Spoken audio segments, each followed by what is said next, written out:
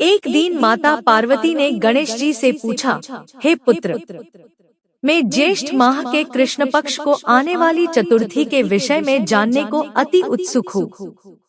क्या तुम मुझे उस चतुर्थी को किस नाम से जाना जाता है वो बताओगे?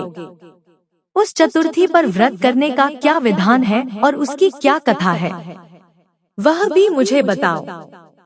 माता पार्वती की बात सुन भगवान श्री गणेश जी बोले, हे माता, ज्येष्ठ माह के कृष्ण पक्ष को आने वाली चतुर्थी को एकदंत संकट चतुर्थी के नाम से प्रसिद्ध है। इस व्रत का अनुष्ठान जो भी मनुष्य पूर्ण श्रद्धा भाव से करता है उसकी सभी मनोकामनाएं सिद्ध हो जाती है। इस व्रत में मनुष्य को रात्रि में चंद्र दर्शन करते हुए चंद्र को जल अर्पित करना चाहिए और उसके पश्चात मेरी विधि विधान से पूजा करने के बाद भोजन करना चाहिए। इस व्रत अनुष्ठान के फल स्वरूप मेरे भक्त के मैं सारे कष्ट हर लेता हूँ और उसके सभी कार्यों में आने वाले विघ्न को दूर करता हूँ। अब मैं आपको इस व्रत की कथा सुनाने जा रहा हूँ, अतः आप इसे ध्यानपूर्वक सुनिएगा। ज्येष्ठ संकष्टी गणेश चतुर्थी कथा। सतयुग काल में एक परम प्रतापी पृथु नामक राजा हुए। राजा इतने महान थे कि उन्होंने 100 यज्ञ संपन्न किए हुए थे। उन्हीं के राज्य में दयादेव नामक एक ब्राह्मण रहा करते थे। उन्हें वेद शास्त्र में निपुण ऐसे 4 पुत्र थे। उन्होंने अपने चारों पुत्रों का विवाह गृहसूत्र के वैदिक विधान से कर दिया था। एक दिन उनकी 4 पुत्रवधुओं में से सबसे ज्येष्ठ पुत्रवधु ने अपनी सास से कहा, हे सासुमां, मैं अपने बाल्यकाल से ही संकटनाशक श्री गणेश जी का व्रत करते आई हूँ।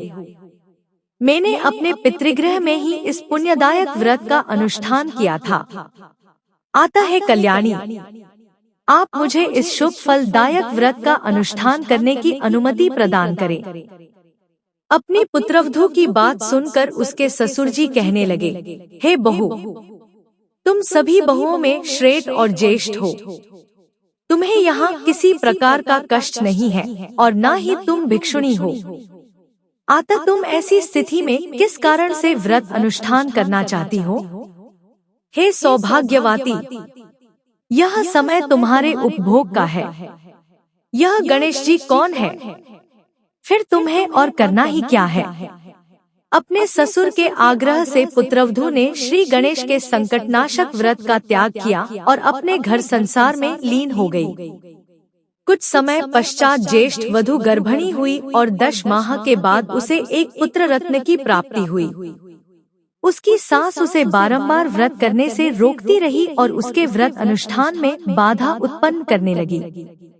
व्रत भंग होने के फलस्वरूप भगवान गणेश जी उस पर कुपित हुए और पुत्र के विवाह मंगल के दिन वर वधू के सुमंगली के समय उसके पुत्र का अपहरण कर लिया। इस अनहोनी घटना के कारण पूरे मंडप में हड़कंप मच गया। सभी आपस में बातें करने लगे कि लड़का आखिरकार कहाँ गया, किसने उसका अपहरण कर लिया। बारातियों द्वारा मिलने वाले इस समाचार को सुनकर उसकी माता बहुत व्याकुल हो गई। अपने ससुर जी दयादेव से रो रो कर उच्चे स्वर में कहने लगी, हे ससुर जी, आपने मेरे गणेश चतुर्थी व्रत को छुड़ावा कर महापाप किया है। यह उसी का फल है कि आज मेरे पुत्र का अपहरण हो गया है।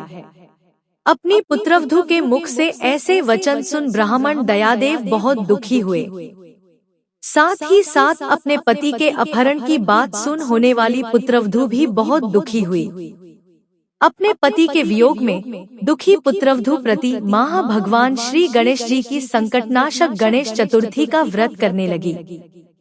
एक समय की बात है, भगवान गणेश जी एक वेदज्ञ और दुर्लभ ब्राह्मण का वेश धारण कर उस पुत्रवधू की परीक्षा लेने हेतु भिक्षा मांगते हुए उसके द्वार पर पधारे। ब्राह्मण वेशधारी भगवान श्री गणेश ने उच्च स्वर में कहा, हे पुत्री, मुझे भिक्षा स्वरूप इतने भोजन का दान दो कि मेरी क्षुधा तृप्त हो जाए।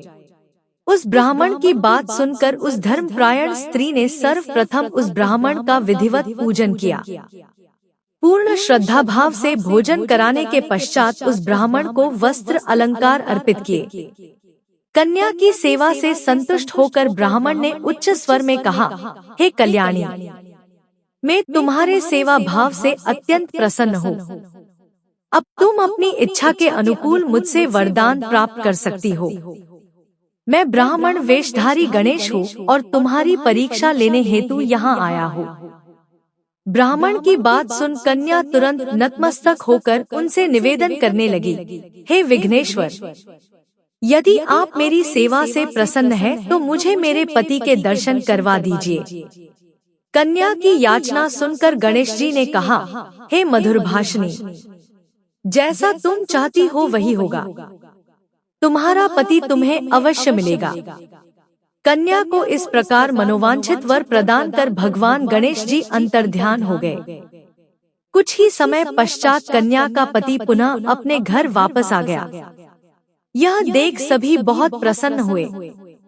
सभी स्वजनों की उपस्थिति में विवाह कार्य विधि विधान से संपन्न किया गया। इस प्रकार जो भी मनुष्य पूर्ण श्रद्धा भाव से भगवान श्री गणेश जी की ज्येष्ठ माह की संकट चतुर्थी का व्रत अनुष्ठान करता है, उसकी सभी मनोकामनाएं सिद्ध होती है।